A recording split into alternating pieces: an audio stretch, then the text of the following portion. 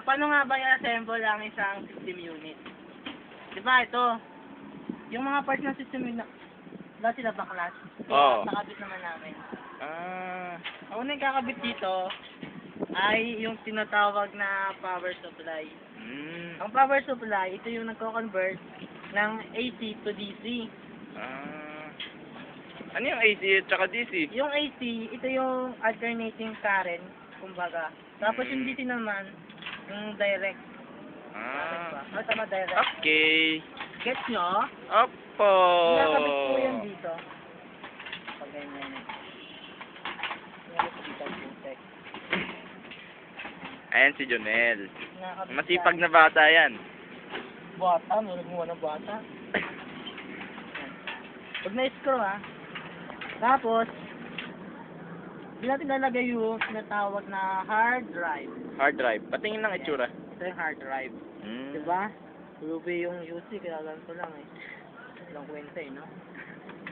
Kinakabit yan dito. Putay, ang hirap. Oh! Yan. Tapos ang next naman, ay yung ating tinatawag na motherboard. Tanan. Yan. Pag ganyan. Mali tayo eh. Bakit?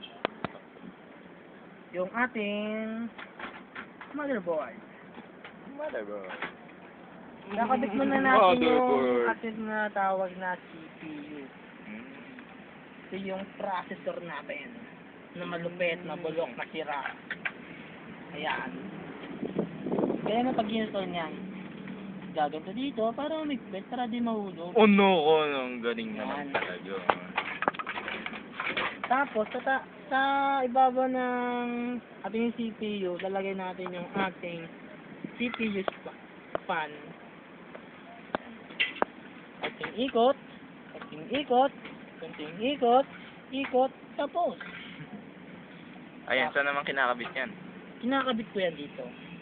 Sa ating CPU Connect. fan connector. Yan. Tanan! Tapos, ang galing! yung ating hard drive, kakabit ko natin yan dito. Dito nga ba? Hindi yan. Kapansin naman tong hard drive na to. Parang hindi naman, sa dito yan eh. Paganto po yan. Paganto po talaga yan. Nag-joke lang kami. Sa kulay blue. Blue is to blue. Hindi makabit. Tinatawag dito ay hindi pwede.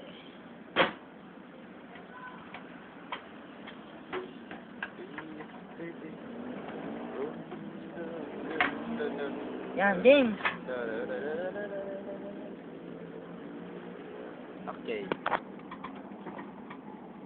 Yan, kunwari kabit na siya. Kunwari lang.